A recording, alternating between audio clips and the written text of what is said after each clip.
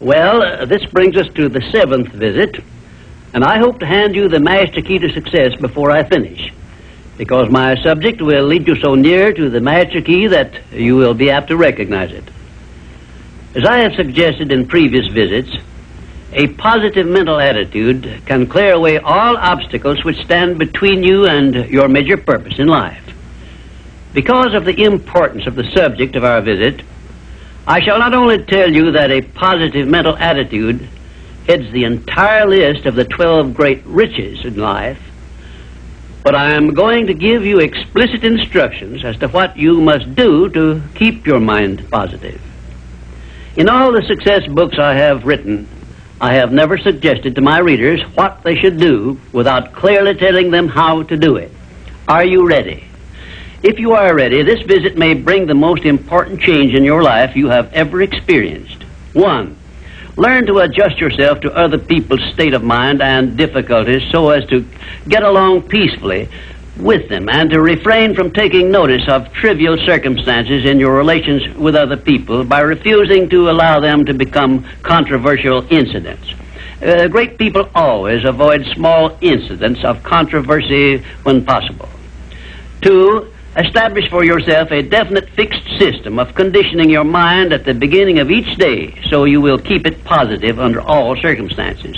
3. Learn the art of selling yourself to other people by indirection, such as asking leading questions which will bring out the sort of reactions from others which you desire.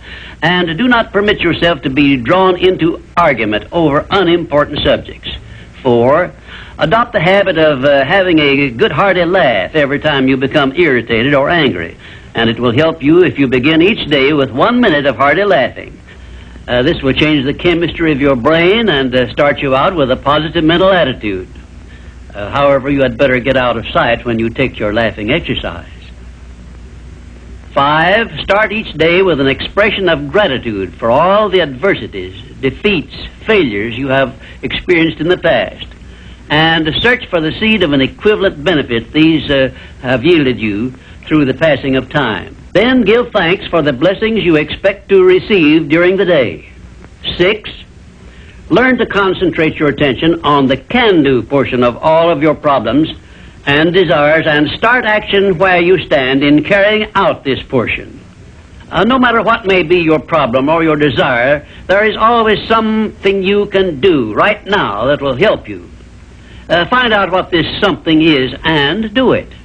7. Learn to transmute all unpleasant circumstances into immediate action which calls for a positive mental attitude, and make this a fixed habit. For example, when you are angry, switch your mind to some sort of action in connection with your hobby or your major purpose in life, and keep it busy with that subject for 5 minutes. 8.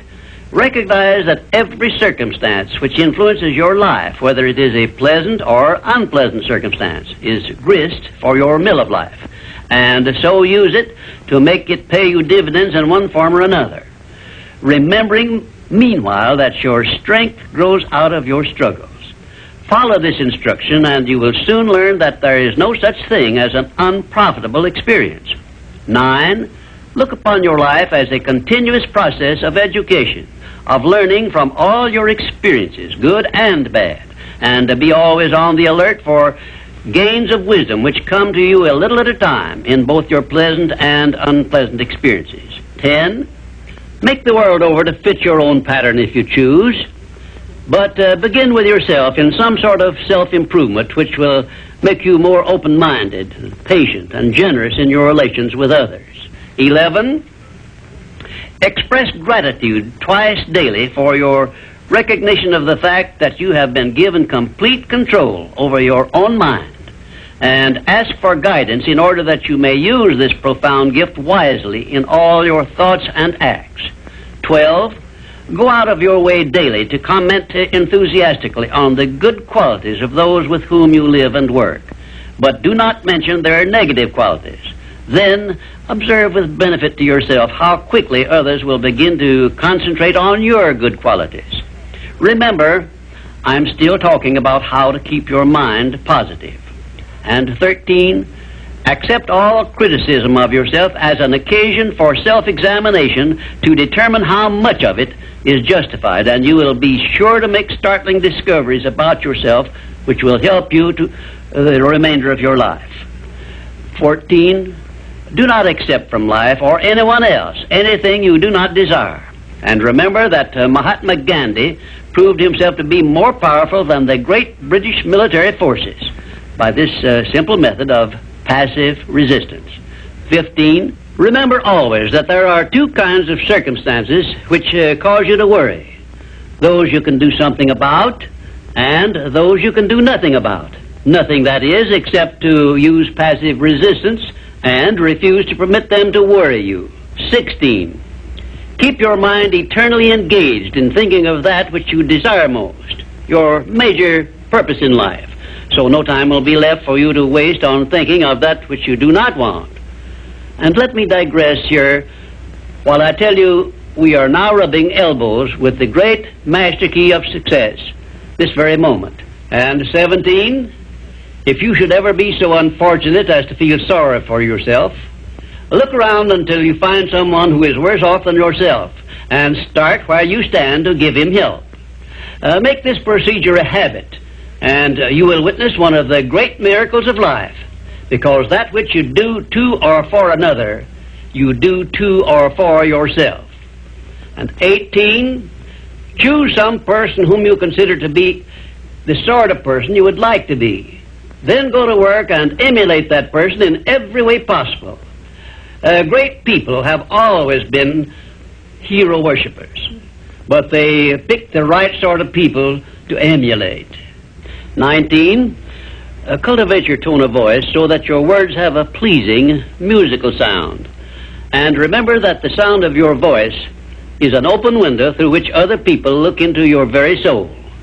It will be a profitable investment if you will get a tape recording machine and record samples of your voice daily while you practice the art of expressing yourself through a friendly sounding voice.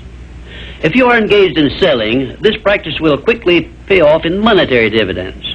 20, last but by no means the least, write out this sentence and paste it in a prominent place where you work and on a mirror where you see yourself in your home. Whatever the mind can conceive and believe, the mind can achieve. Remember also that you are the only person who can provide you with a positive mental attitude. What are you going to do about it? On your answer to this question rests your entire future.